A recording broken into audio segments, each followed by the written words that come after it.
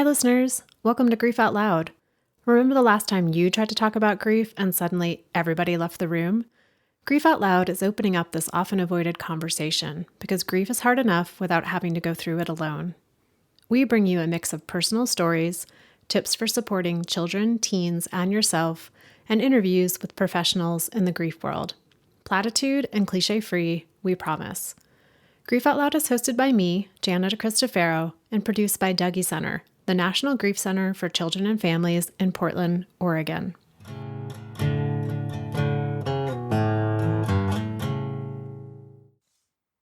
When you think of summer camp, what comes to mind? S'mores, bunk beds, campfire songs, maybe matching t-shirts and some less than appetizing cafeteria food? These are all familiar and expected elements at a sleepaway camp. But for some kids and teens, their camp experience includes tissues, talking about hard things, sharing memories, and learning new ways to honor the people in their lives who have died. You might not think that summer camp and grief go together, but they actually do. There are tons of day, weekend, and week-long camps geared towards kids and teens who are grieving a death.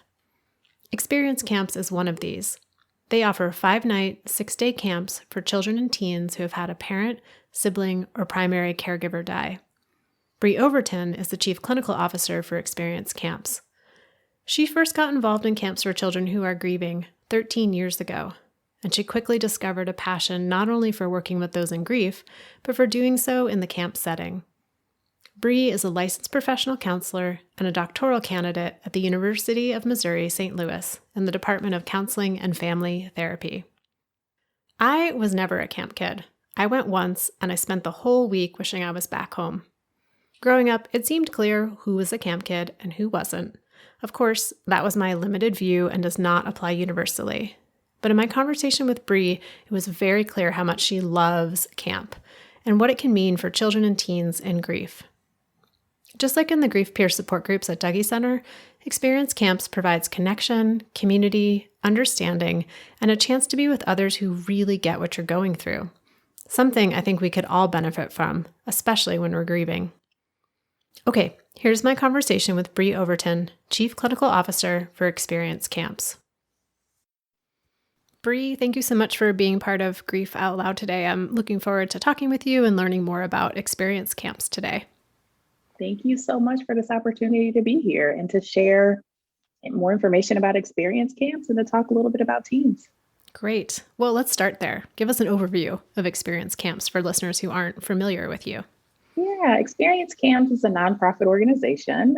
We're a series of camps. We have 5 locations, 10 camps for overnight camp. And we're for kids who have experienced the death of a parent, a sibling, or a caregiver.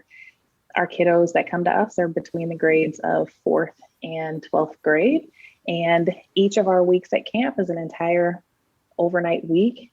And our kids do things just like they would do at a regular camp. There's fun things and, swimming and lots of things that they do outside. One of the things that we do offer as well is a clinical program. So our camp is clinically informed. We have an entire clinical program that all of our campers participate in while they're at camp. So we have a series of campfires that our campers participate in, as well as sharing circles and bereavement activities that they participate in throughout the week with their bunks. And, people ask me this question all the time of how did you get into this work? And it must have been because you had some personal experience with grief. And I know that's not true for everyone in the field, but sometimes it is. And just wondering, what were your personal experiences with grief growing up? Yeah, I do get that question a lot. So when I was in the 4th grade, my cousin who was in the 5th grade died suddenly.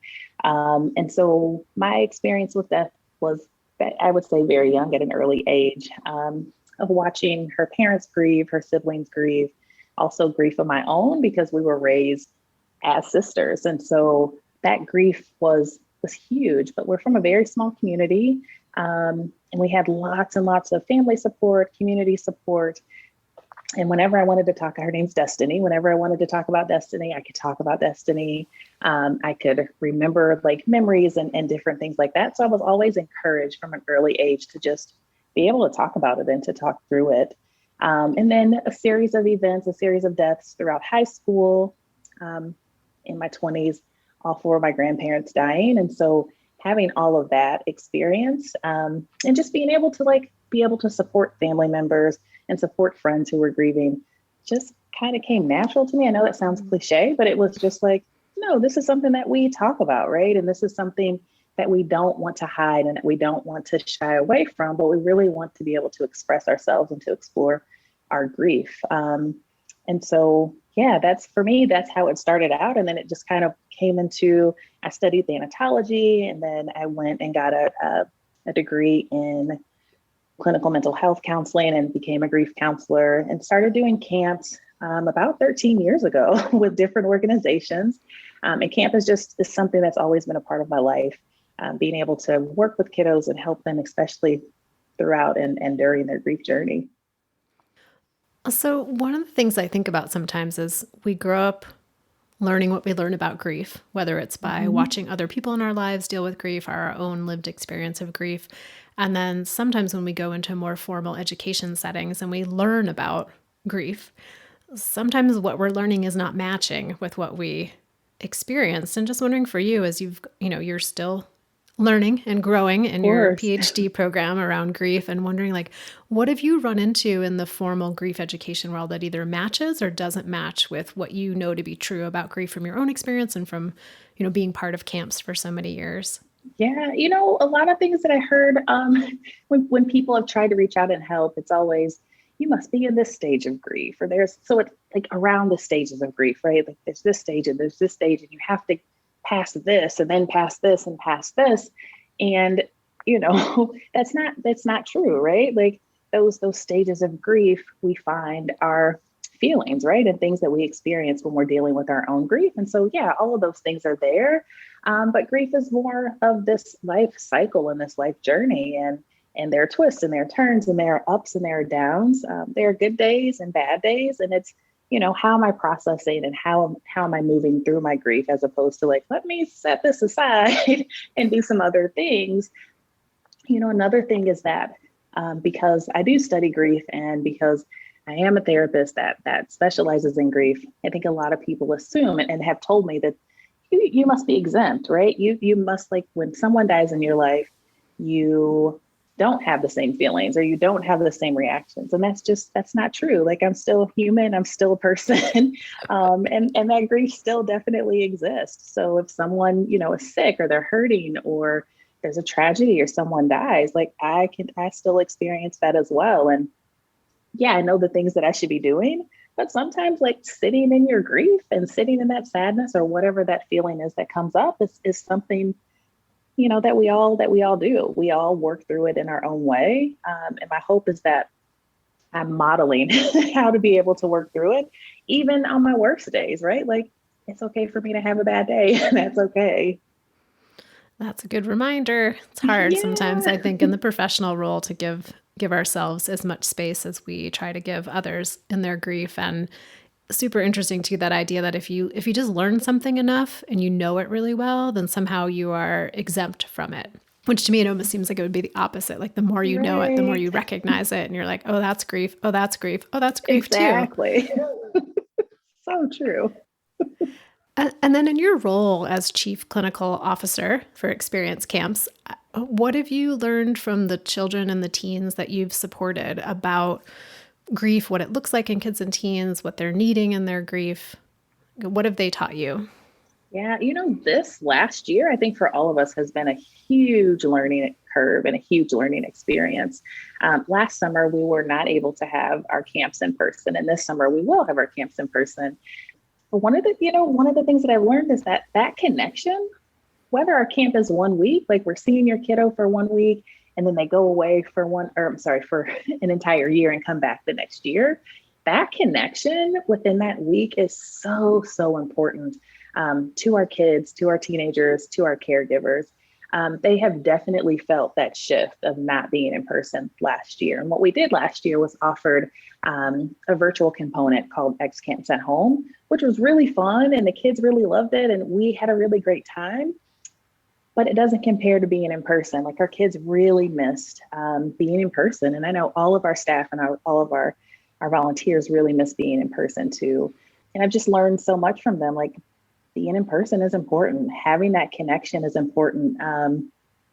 Just knowing, right, that like our volunteers and our staff are there for them. So we've been doing lots of things throughout the year to stay connected. And while all of these things have been virtual, like our kids have been showing up and being present, and they'll send messages or emails or texts, and through their caregivers saying like, we can't wait for next summer and we hope that we have camp, which just tells me that like the magic of camp exists and it's there, and our kids are really they're really missing it, and they're yearning for it to get back to just to get back to being at camp and in person. What are some of the grief related camp activities that you're only able to do in person that you couldn't recreate virtually over this last year?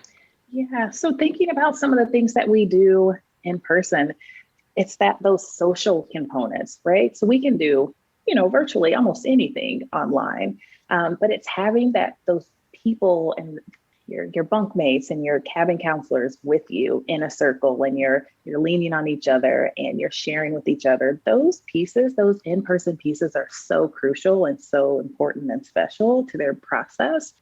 And like I said, lots of activities you can do virtually, but it's that social piece that's really missing. And our virtual camp was for 5 days, but just shortened days, right? And there were lots of things that were recorded, and our kids were able to participate in those things. But I think it's that in-person piece that was really missing for our kids and for us. When I think about kids who've had someone in their life die, and then they're getting ready to go away for a week from the caregivers that they live with now, I think about some of that increased concern and fear and worry about the safety of the people that those kids and teens care about, and that being away from those primary caregivers could bring up some fear and worry. And just wondering, like, what are some of the common concerns you hear from kids and teens when they're getting ready to go to camp? That's a big one, especially for our new campers, right? No matter the age. Of knowing, if it's a 2-parent household or it was a 1-parent household or whatever that may look like, of I'm actually leaving this person that takes care of me, right? And I'm coming to this camp because I'm here to talk about another person in my life that was really special that died. What if something happens to this person while I'm gone? Which is huge. Each of our camps has clinical director and clinicians. All of our clinicians are therapists, social workers outside of camp. Our clinical directors do a really good job of reaching out to families, helping them work through and really problem solve and brainstorm through some of the ways that their kids are feeling, how to help them feel comfortable when they're coming to camp. Some of the other things that come up, it's just, I'm leaving everyone that I know and everything that I know, and I'm coming to this camp, and I have to talk about the thing that I don't want to talk about, or I have to talk about the thing that I don't feel comfortable talking about when I'm outside of camp or when I'm at home. So kids don't want to be known as the kid whose mom died or the kid whose dad died. And when you come to camp, all of our kids have some sort of, they have an experience of experiencing that death, of whether it's that parent or it's a sibling or the person that is taking care of them. And so that's the one thing that binds all of them together. And so it's almost like this weight lifted, because I know that everyone else here has had a similar experience, and I can really just be myself, and our kids are encouraged to just be them and to bring whatever it is they want to bring, right? Let's talk about it. Let's work through this together. But those are some of the big things that come up for our campers at camp, like just thinking about coming to camp. And you think about this past year and think about kids have, they've been at home for a year, or they haven't been outside of their home, or the people that they've come in contact with probably have been their caregivers or immediate family members, but they haven't been going to school. They haven't had their social outings outside of home. And so everything has happened at home. And so this year it's, how are we preparing our kiddos for this week away from home where they've been so comfortable and where they have been? And we're asking them to come to camp and not bring their electronics. So, right, like we've been doing everything virtually. They've probably had an increase in social media presence and doing TikToks and different things like that. And so we're asking you to leave all of that behind and leaving that at home to come here in person at camp with us. And so we're doing a lot of things to help prepare our caregivers and our campers and also our volunteers for what they may expect when their kid is with us or when our campers are with us for that week. And then how about for parents and caregivers? Like, what are their fears and concerns in sending their kids to camp? Yeah, but, my kid hasn't been around anyone else except for me. This is the first time that they're going to be away from me. What are the things that you're going to talk about? How do I prepare them to come to camp? And then when they come home from camp, like, what should I say? How do I ask them about it? Like, how do I respect their privacy and how do I respect what they've learned and what they've experienced this week? And how do I balance that with like, I really want to know how that week was and then what you've been doing and let's talk about it. It's trying to help them balance out how to prepare them for coming to camp, but then also when you pick them up, what is that day, that drive home like, or those weeks after camp? What changes are they going to experience? What is that going to look like? What are you all talking about? What are you all doing? Different things like that. So lots of questions, just like I want to make sure my kiddo is going to be safe. And I want to make sure, we have kids that may have issues like when they're in person school, like if it's bullying or different things like that. And I want to make sure that I'm not sending my kid into an environment that is not safe for them.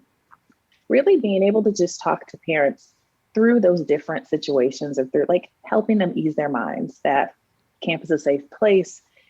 These are the things that we have in place to make sure that all of our campers are experiencing camp and that they're having a good time and that they're able to process the things that they really want to process. And it's not one of those things where we're trying to pull stuff out of them or pulling them to be able to talk about their grief, but really just being able to facilitate a space where they feel safe and comfortable to talk about whatever it is that's on their mind. And so it's not really separate from camp, but maybe camp and in addition to camp. For listeners out there who are just wondering, like, okay, what do kids and teens in grief need in general? Like, what are some tips you might have for parents, caregivers, teachers, school counselors when they've got kids in grief in their lives? Yeah. The first thing that comes to mind for me is to listen, to be creative. Not only listening, but like really listening and being able to be prepared for what you may hear, right? So if you are saying, I want to be a safe person for you, I want you to be able to come to me with anything, the teens hear that. They may not come to you directly. They may not come to you right after you say that. But if you're saying, I'm here for you, I'm holding this space for you, I want to be able to work through and to talk to you about different things, they're eventually going to take you up on that. There's a lot of patience involved, right? It's being able to hold that space for them and allowing them to move in their own pace, right? So it may be, if an adult comes to me and then they say, I want to talk and I'm there for them, we may have a conversation right then and there. With teens and kids, it looks a little different. It may not be a conversation. We may be texting back and forth, or we may be emailing each other back and forth. We may be doing some type of activity that allows them to kind of feel comfortable and relax and then to start to talk. But I'd say being able to listen, being patient, being able to receive whatever it is that they say without feeling like you have to intervene or to correct what it is that they're saying, or no, you don't really mean that. No, they really do mean that. They really want you to hear, right? They want you to hear what it is they're saying without judgment. So I'd say being able to have this open space and to hold this space that's free of judgment is huge. And a lot of times I remind my kids that this is a judgment-free zone. We can talk about whatever it is that you want to talk about. And I want to be able to help you talk through, write through, work through, whatever this looks like.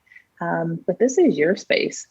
And I want you to use this space in a way that works best for you, not in a way that works best for me. Sometimes we have kids or teens that want to appease and they want to say things that the adult wants to hear, as opposed to, this is the raw truth. And these are the things that are going on.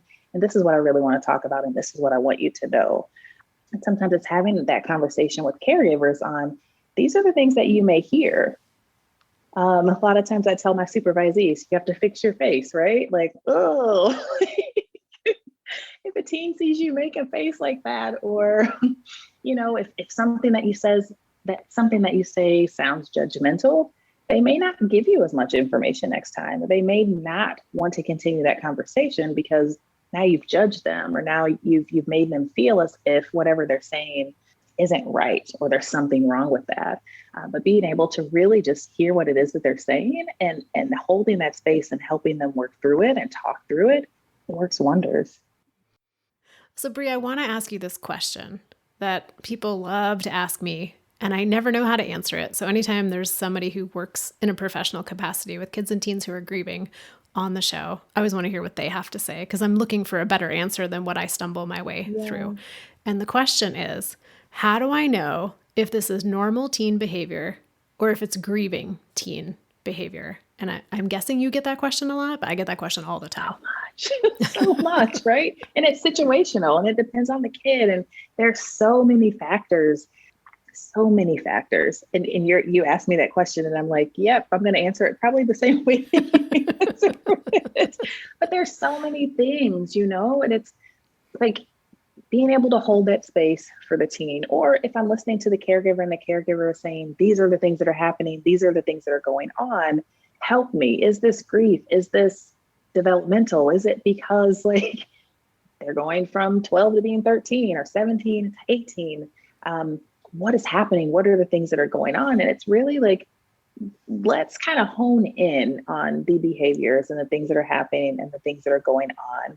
And let's ask the teen, let's talk about it. Let's figure out, is this something that they need extra support for? Is this grief? And are the ways that we're working through this really working for the teen?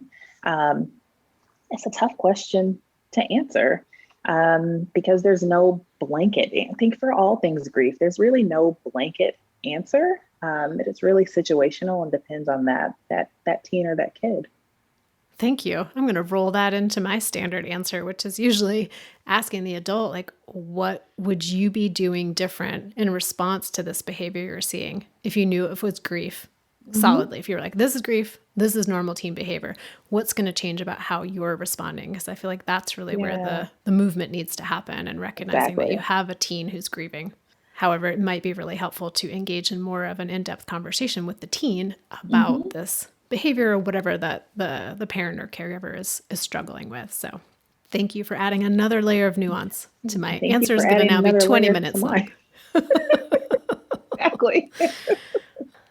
So, I mean, I think it's come through pretty clearly in our whole conversation of how excited it seems like you get talking about camp and how much you love camp and love working with these kids and these teens. But what are a few things that you really love specifically about being part of experience camps?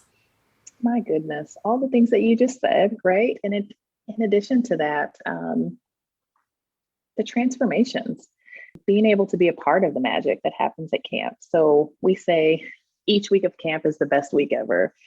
And it rings so true. There's so many people that put so much into every single week, every single one of our weeks of camp. From our volunteers and our staff members and our clinicians, our clinical directors, like everyone has a piece in helping facilitate this week of camp. And our campers are the big piece, right? Our caregivers also have a lot to do with this week and helping our campers feel successful at camp. But it's being able to witness the transformations that happen at camp. So, from the new campers that may be a little shy to get off the bus or maybe a little concerned or have some worries when they get there, to seeing them midweek, and now they may be upset or crying for a different reason. It's not because I don't want to get off the bus. Now it's like, in 2 days, I have to get back on the bus to go home.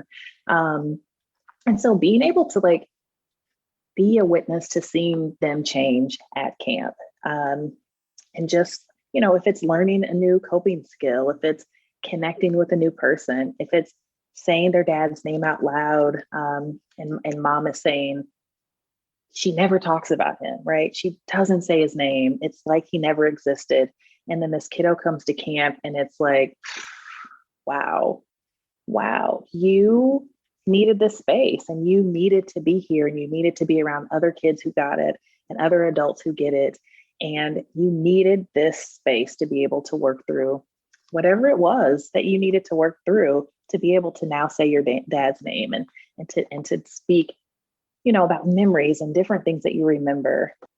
But it's really being a part of that transformation, like being a small piece of everything that happens and everything that goes into camp, and just being there, watching the kids play and have fun, being together and being with other kids who get it. Because a lot of our kids outside of camp, they don't know other kids. Like they don't know other kids who have experienced death of a parent or a death of a little brother, a little sister, a big brother or sister. And so coming to camp and getting to experience this week with all of these other kids, hundreds of other kids who get it too, is beyond amazing. It's really magical. I can't say this enough. I love what I do so much. Like going into this field, never like, I don't know what I'm going to do. I know that I want to work with kids and I want to work with teens and I want to help them process and work through their grief. And camp was just like, it's fun and I love it. And it has now become my life and I couldn't be more happy. Like it's amazing. But being able to, like as the CCO, I am in contact with our caregivers and with our campers on a regular basis. And I love that. Like I love getting emails from campers or from caregivers saying, oh my gosh, this has been a phenomenal year, or we just got this in the mail, or we received this email. Thank you all so much for thinking about us. And getting little updates throughout the year. It's wonderful.